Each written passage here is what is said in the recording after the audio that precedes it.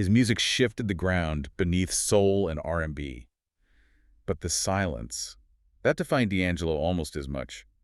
A reluctant superstar, really. Yeah, and his passing, I mean, way too soon at 51. It forces you to look again at the sound, sure, but also at the immense pressure behind it, the conflict. Welcome to Starscope Report. Join us, Jordan and Jamie, as we dive into the latest Hollywood buzz, music industry shakeups, and yeah, those viral scandals everyone's talking about. From the red carpet surprises to the social media storms, we get into the stories behind the fame. And today, our deep dive is into the silence and the sound of Michael Eugene Archer, DAngelo. We're looking at reports covering his final days, the tragic news, but also digging into analyses of his work, especially that huge 14-year gap that, defined so much of his career. Exactly. We want to try and understand the true soul behind this really complex legacy. What's striking is how the sources show an artist using silence almost like a weapon. Artistic resistance. He demanded respect for the depth of black music, even when the industry maybe wanted something simpler. Right, a traditionalist who ended up being a revolutionary. Okay, so let's start with the news itself. The confirmation landed Tuesday, October 14th, 2025. DAngelo passed away at his home in New York. He was 51. He'd been in hospice care there. The cause confirmed as pancreatic cancer. And the family, their statement really emphasized this was a prolonged and courageous battle, but fought completely privately. Which feels very DAngelo, valuing privacy over everything. The statement itself was heartbreaking, calling him the shining star of our family, whose light had dimmed in this life. But they also pointed to the extraordinarily moving music he leaves behind. So moving. And if you connect that to what we saw publicly, well, the last real sign something was wrong was only 5 months ago. Yeah, the Roots picnic cancellation back in May. That was sudden. Really sudden. He was headlining, huge anticipation, and then just canceled. The official reason at the time was so vague, wasn't it? Something like unforeseen medical delay regarding surgery. Exactly. And that doctors warned performing could further complicate matters. Now, looking back, It's painfully clear. yeah, those weren't just vague words. That was likely the public marker of this devastating illness. Aggressive surgery is common with pancreatic cancer, so that cancellation wasn't just a schedule conflict. It was him having to finally concede publicly that this private battle was too much. Just devastating. And the timing, God, just layers the tragedy. His death came only 7 months after Angie Stone, his former partner, collaborator. Yeah, she was killed in that awful car crash back in March, so close together. Just unimaginable for their son, Michael Archer II, Suevo Twain. He released a statement saying what a rough and sad year it's been. It's a double blow, personally and musically. Angie Stone was so pivotal, often called his musical soulmate during that era, losing both of them. It's a huge loss for that whole sound, that neo-soul movement they helped define. And that's not even the wildest part.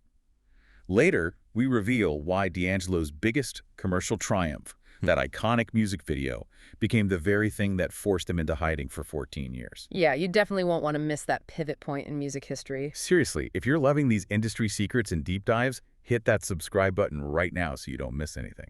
Okay, so to really grasp the struggle DAngelo faced, you kind of have to rewind.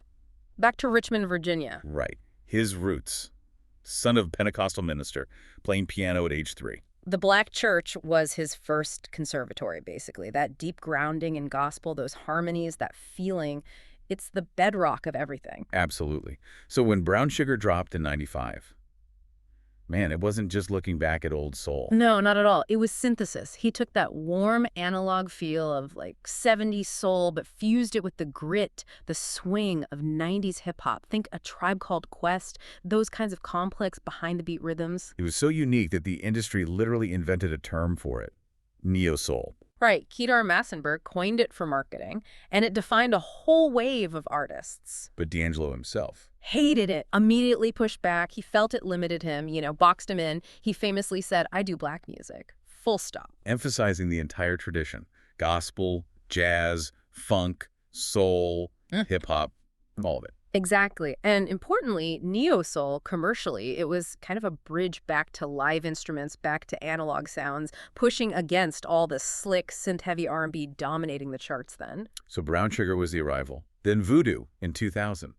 That felt like something else entirely, a deeper, almost spiritual journey. Oh, totally. He spent like 4 years crafting it at Electric Lady Studios with the Soulquarians Collective. Legends, Questlove, J. Dilla, Erykah Badu, James Costco. Poyser, Pino Palladino. I mean, the lineup was insane, and the sound they forged was loose, Abuse. complex. It felt almost deliberately challenging. That famous drunk groove, right? Yeah, that's the term Questlove uses. It sounds lazy, almost behind time, but it's incredibly precise.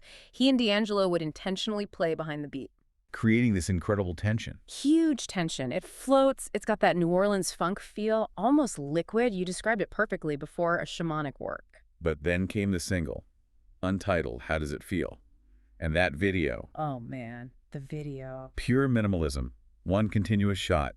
Him, shirtless, looking absolutely sculpted, waist up. And it just exploded, became this massive cultural moment, bigger than the music almost. It catapulted him beyond R&B stardom into, like, global sex symbol territory overnight. Right. And here's the core conflict. The analysis shows this massive success. It was a Pyrrhic victory for him.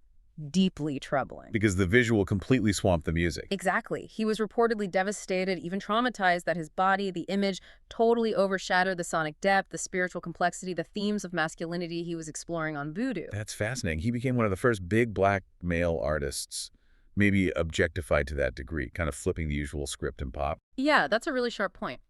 The public latched on to the icon in the video, the sex symbol. But the artist, he wanted them engaging with the deep funk, the challenging themes.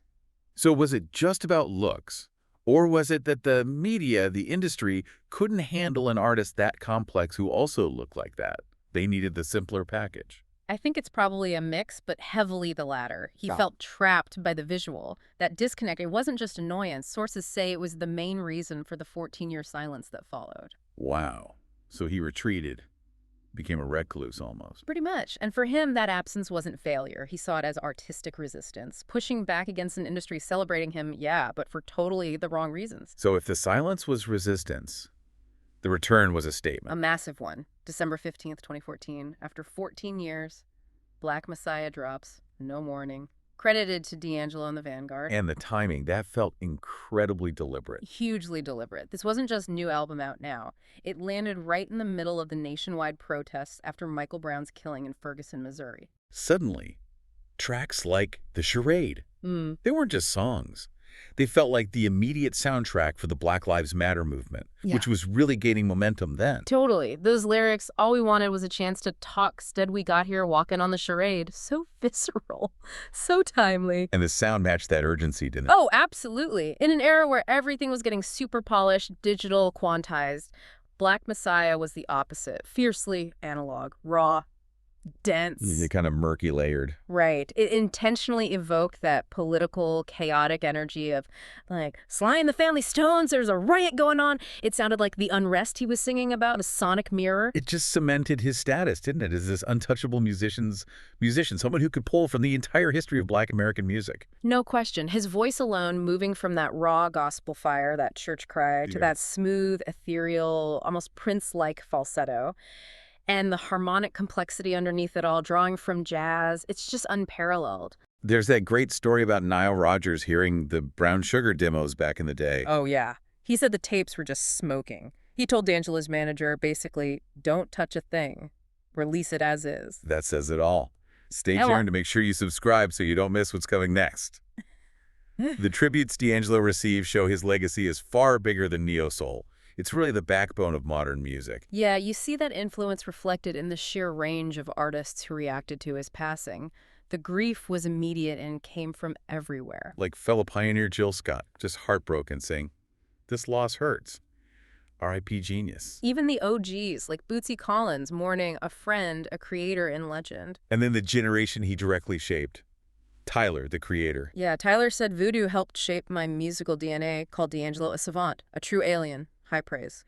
DJ Premier, who worked with him on Devil's Pie, wrote, "Such a sad loss.